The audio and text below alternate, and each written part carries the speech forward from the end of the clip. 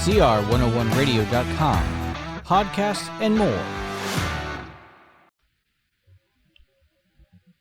Do we have equal justice? This is R.J. Rushdoony with a report on our threatened freedom. On October 1, 1981, the Equal Access to Justice Act went into effect.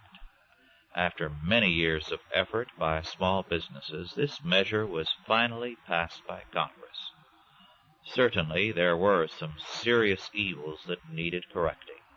The federal bureaucracy could take a businessman to court, and even if the businessman won his case, put him through the ringer or into bankruptcy because of legal expenses. For example, a restaurant owner in Tulsa, Oklahoma, in a Labor Department case, refused to settle for $15,000 in fines.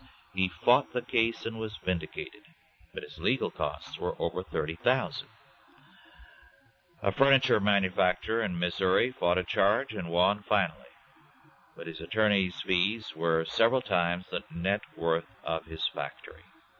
A woman in a small Pennsylvania town won a case against a federal agency, but her new business went under because of the heavy costs and the long legal delays. The Equal Access to Justice Act requires the federal government to reimburse the legal fees and court costs of small businesses and individuals who prevail in civil cases with federal agencies.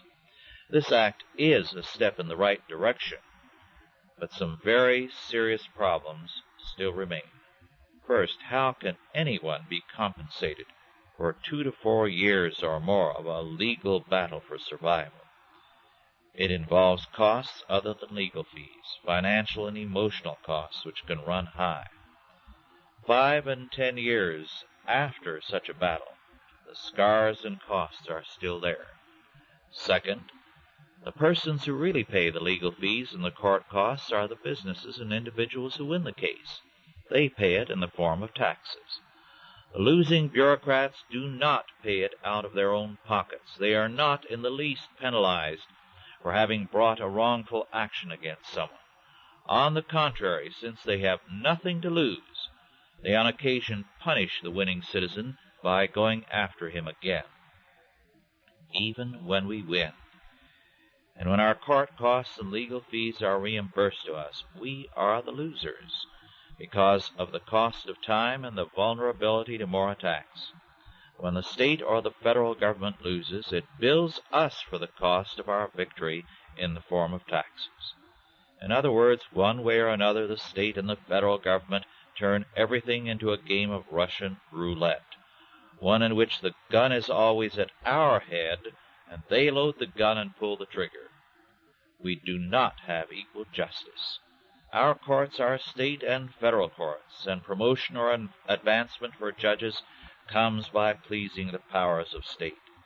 Most of the cases heard by the U.S. Supreme Court are heard on appeal from some agency or officer of the state or federal governments.